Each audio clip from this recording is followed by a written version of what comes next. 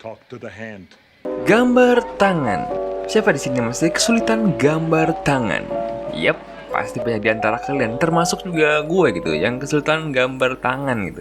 Yo bro, balik lagi sama gue, Kode. Gambar tangan jadi sebuah kesulitan tersendiri gitu dari semua bentuk tubuh sebenarnya. Di saat lo gambar anatomi udah lancar dan mantep, tapi dia harus dihalangi sama satu bentuk, yaitu tangan. Entah kenapa gambar tangan ini menurut gue lebih kompleks daripada anggota badan yang lain gitu. Jadi kayak apa ya, the next level dari bentuk semua bagian tubuh gitu. Padahal basic shape-nya itu yang paling sederhana daripada bagian tubuh yang lain. Well, sebenarnya bagian tubuh yang lain itu sebenarnya sederhana aja sih sebenarnya. Oleh karena itu, mungkin hari ini kita bakal coba gambar tangan dari berbagai teknik. Gue juga mau tahu, adakah teknik yang paling gampang penerapannya gitu dan hasilnya juga bagus gitu. Oke, sejujurnya bagian tersulit dari gambar tangan itu udah pasti ketika udah berubah angle ya, atau sedang melakukan gestur tertentu gitu. Kayak gestur menari kayak gini nih. Oke, sebelum menggambar tangan, kita harus kenal dulu bagian-bagian tangan tersebut. Atau ya bagian-bagian dari jari lah. Oke, mungkin disebut aja tamatasa. Artinya apa bang? Artinya tak kenal maka. Fungsi dari mengenali bentuk tangan ini adalah untuk mempermudah proses pembentukan dari bagian setiap tangan. Jadi biar gampang lah kita ngepart-partinnya gitu. Oke, coba gue minta kalian renggangkan tangan kalian kayak gini. Ini tangan gue BTW ya. Nah, di sini kalian bisa lihat beberapa, ada jari, ada jempol, dan telapaknya gitu. Lalu, coba kalian tekuk kayak gini. Di sini bisa kalian lihat ada part lain sebenarnya. Sebenarnya itu bukan part lain kalau kalian mau tahu. Itu bagian dari jari juga sebenarnya. Bila kalian lihat kerangka anatomi kayak gini, nah ini kerangka anatomi tangan by the way. Nah, di bagian inilah yang jadi kayak terlihat part lain gitu dari 3 part ini. Maksudnya part-part itu apa sih bang? Oke, sebelum gambar tangan itu kita membaginya jadi part-part seperti ini. Nah, 3 part ini merupakan bagian dari segmentasi antara jempol, jari, dan telapaknya gitu. Oke, lanjut ya. Nah, setelah itu kalian pahami dulu bagian-bagiannya yang tadi gue sebutin kayak telapak tangan, jari, dan jempolnya gitu. Oh iya, ada satu detail kecil yang mungkin sering dilewatin gitu. Ingat ya, posisi jempol itu ini jadi acuan untuk menggambar posisi tangan gitu. Jempol itu akan berlawanan kalau tangan kalian itu terbuka. Lihat kan? Antara jempol kalau kalian itu terbuka kayak begini, antara kebuka telapak tangannya itu saling tidak berhadapan. Nah, kalau misalkan posisi jempol kalian saling berhadapan, artinya telapak tangan kalian itu sedang menunjukkan punggungnya. Apa sih punggungnya itu gue lupa gitu. Jadi intinya itu posisi yang sebenarnya detail kecil yang harusnya jadi patokan utama sebenarnya untuk menggambar tangan. Dan satu lagi, jari tengah itu adalah jari yang paling panjang. Inilah detail kecil yang ya kalian bisa kadang lewatkan dan bisa jadi patokan utama gitu untuk menggambar tangan. Oke, sekarang proses membentukkan atau membuat gambar tangannya. Oke, dalam menggambar tangan ya kita akan mulai dari beberapa style YouTuber sepuh gitu. Gue mau pakai style YouTuber sepuh karena itu sama-sama belajar di sini. Gue jujur juga agak ribet gitu gambar tangan. Ada 3 konten kreator yang biasa gue ikutin buat belajar gambar gitu, yaitu ada Picat, Mark Brunet, dan Comang Drawing. Nah, 3 YouTuber ini harusnya kalian tahu lah, nih sepuh-sepuhnya gambar gitu. Dan mereka tuh biasanya basicnya paling gampang gitu buat dipelajarin.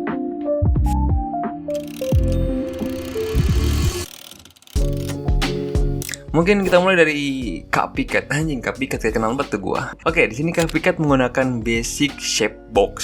Bisa kita lihat ini teknik shape box ini memang udah sering digunakan. Jadi emang basic shape-nya itu paling basic banget gitu dan paling mudah untuk dicontoh. Dan di setiap partnya dan jari-jari dia menggunakan basic shape box juga sih gue lihat. Jadi semuanya kayaknya sama ya di sini. Nah, kita bisa lihat sini dia juga tetap membagi jadi beberapa part antara bagian jari, bagian telapak tangan, dan bagian ibu jari lah atau jempol gitu. Nah, coba kita terapin dengan menggunakan basic shape yang digunakan sebagai Picat tadi ini. Ya, basically basic shape box ini cukup mudah gitu. Mungkin teknik box ini apa ya, lebih tegas kayaknya sebutnya, lebih tegas dan lebih gampang dibuat sebenarnya. Memang teknik box ini terlihat kaku dan memang nggak akan terdistraksi, jadi kita coba aja mungkin ya.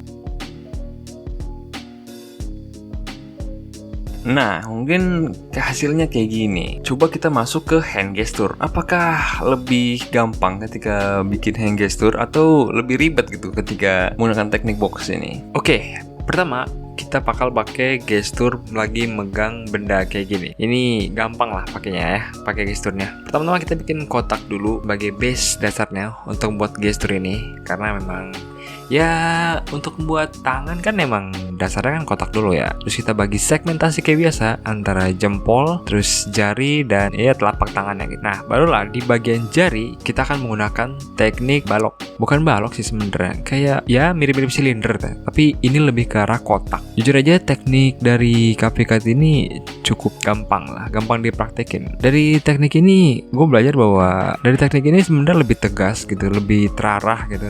Dan di bagian lain art ini udah terlihat jelas gitu bahwa si gesturnya tuh lebih tegap, lebih terarah. Yang tadi gue bilang, nih gue ngomong diulang-ulang lu terarah, tapi emang beneran, emang si jarinya ini lebih terarah daripada kalau lu nggak pakai basic shape tadi, dan jauh lebih gampang gitu.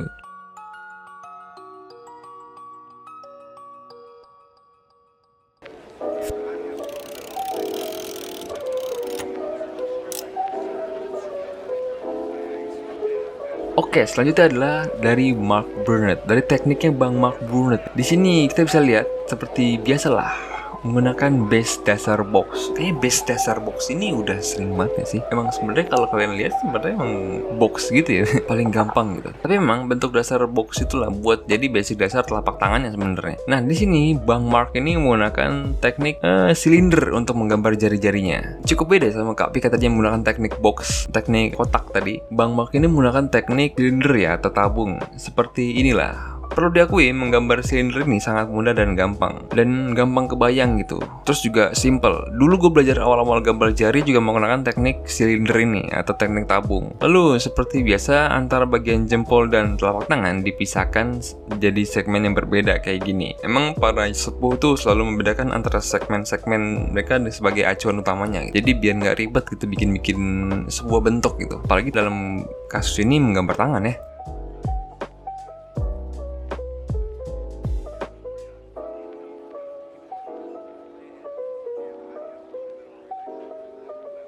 Oke, untuk gesturnya Mark Burnett ini lebih gampang ya harusnya ya, karena dia pakai teknik silinder. Teknik silinder ini sering banget gue pelajari gitu, dan gue buat latihan karena emang dia tuh basic shape-nya lebih gampang gitu. Bukan lebih gampang, lebih dikenali gitu.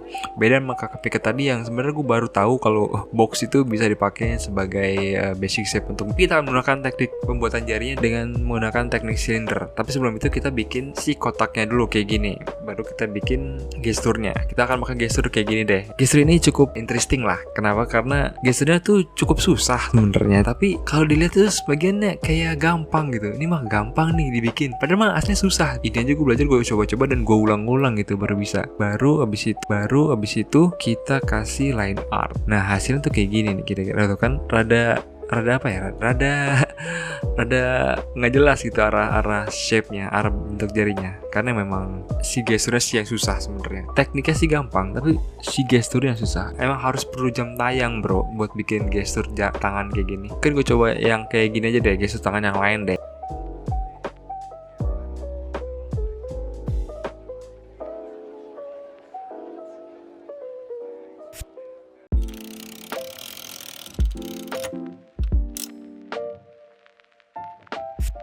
Oke, yang terakhir adalah comong drawing.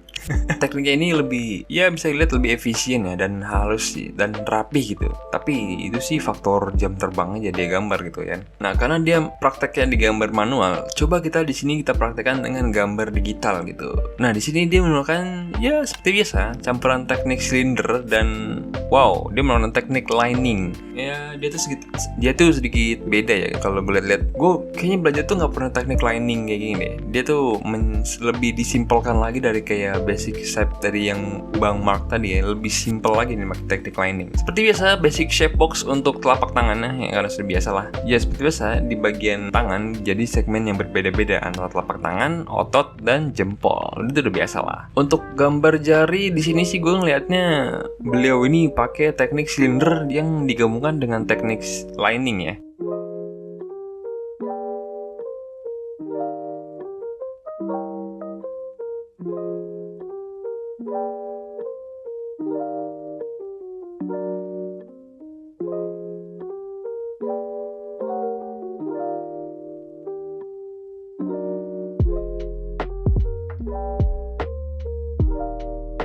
Oke, sekarang gambar gesturnya. Harusnya dengan teknik lining ini dan gambar silinder ini harusnya lebih mudah untuk menggambar simplicity-nya atau lebih cepat dan efisien aja sih gambarnya.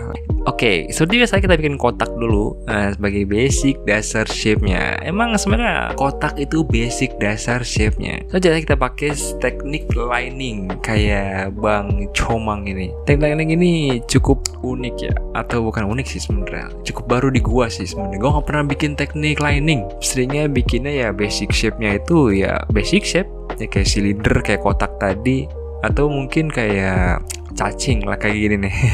Tapi lining ini rada beda gitu. Lining ini cukup dilihatnya sih cukup cukup simple. Tapi sebenarnya nggak simple itu gitu. Ya lu lihat aja kayak gampang banget gitu, kayaknya tinggal sacet. Tapi pas lu praktek nggak semudah itu anjir.